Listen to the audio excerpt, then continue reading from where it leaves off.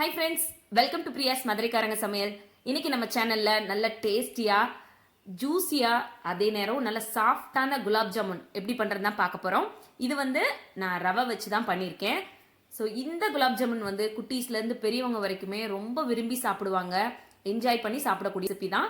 So வாங்க இந்த டேஸ்டியான குலாப் ஜாமுன் எப்படி பண்றதுன்னு வீடியோக்குள்ள போய் பார்த்து தெரிஞ்சுக்கலாம். அதுக்கு முன்னாடி நீங்க இன்னும் நம்ம சேனலை சப்ஸ்கிரைப் பண்ணலன்னா இந்த வீடியோ கீழே இருக்க ரெட் கலர் சப்ஸ்கிரைப் பட்டனை கிளிக் பண்ணி சப்ஸ்கிரைப் பண்ணிக்கோங்க.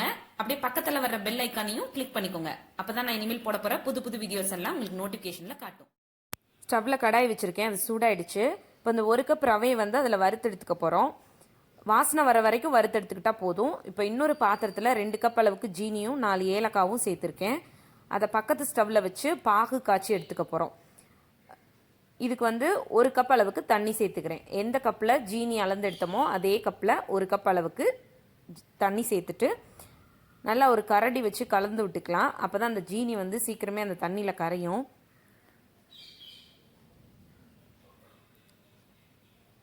இது ஒரு கம்பி பதம் வர்ற அளவுக்கு நம்ம பாகு காய்ச்சி எடுத்துக்க போகிறோம். இது ரெடி ஆகிட்டு இருக்கட்டும். அப்படியே சைடில் நம்ம போட்ட ரவையை வறுத்து எடுத்துக்கலாம். நிறம் மாறக்கூடாது. இந்த ரவையோட வாசனை வர்ற வரைக்கும் மட்டும் வறுத்தா போதும். மீடியம் ஃப்ளேம்லேயே வச்சு வறுத்து எடுத்துக்கோங்க.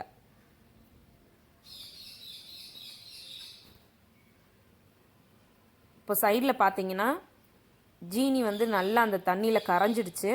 இன்னும் கொஞ்ச நேரம் அது நல்லா கொதிக்கணும். கொதித்து லேசான ஒரு கம்பி பதம் வரும் பார்த்தீங்களா, கொஞ்சம் திக்காக ஆரம்பிக்கும். அப்போ எடுத்துடலாம்.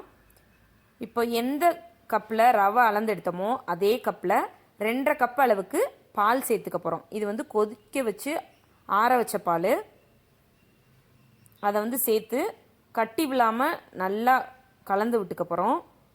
கலந்துட்டு இந்த பால்லே இந்த ரவையை வேக வைக்க போகிறோம். ரவை நல்லா வேகணும்.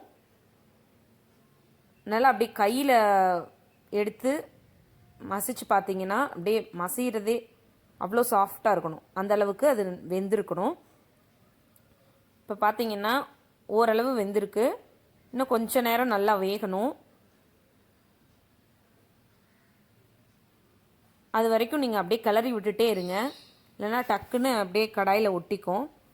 இப்போ இதில் ஒரு 1/2 ஸ்பூன் அளவுக்கு எண்ணெய் சேர்த்துக்கிறேன்.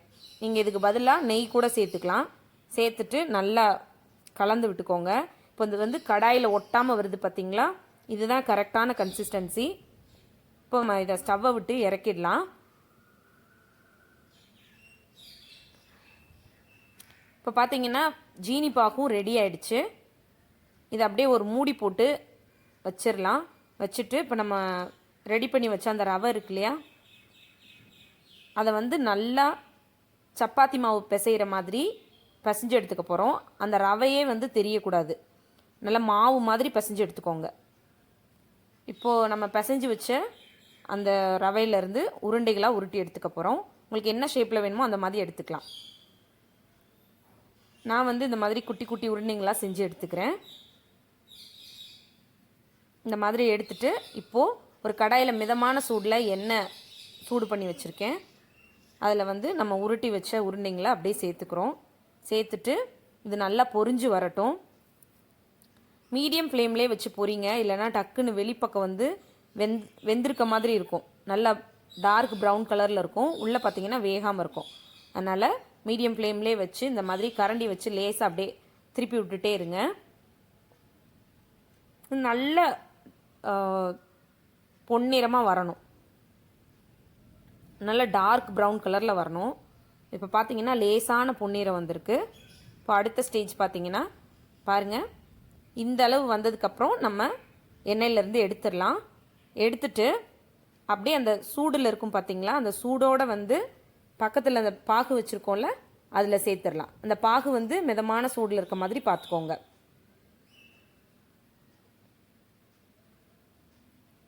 இந்த மாதிரி அந்த பாகில் சேர்த்துட்டு மூடி வச்சு ஒரு 6 hours வரைக்கும் அப்படியே விட்டுருங்க. அது நல்லா ஊறணும். ஊறினதுக்கப்புறம் நான் உங்களுக்கு காட்டுறேன். மூடி போட்டு வைக்கிறதுக்கு முன்னாடி இந்த மாதிரி ஸ்பூனை வச்சு எல்லாத்தையும் அந்த பாகில் திருப்பி விடுங்க. அப்போ தான் எல்லா பக்கமும் அந்த பாகு படும்.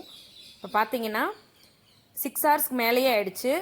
நல்லா சூப்பராக அந்த பாகில் ஊறி சாஃப்டாக இருக்குது குலாப் ஜாமுன். ரொம்ப ரொம்ப டேஸ்டியாக இருக்கும். ஸோ கண்டிப்பாக ட்ரை பண்ணி பாருங்கள். இந்த குலாப் ஜாமுன் ரெசிபியை ட்ரை பண்ணி பார்த்துட்டு உங்கள் கமெண்ட் என்ன அப்படின்றத எனக்கு சொல்லுங்கள். இந்த வீடியோ உங்களுக்கு பிடிச்சிருந்துன்னா வீடியோ லைக் பண்ணிவிட்டு நம்ம சேனலை மறக்காமல் சப்ஸ்கிரைப் பண்ணுங்கள். தேங்க்யூ.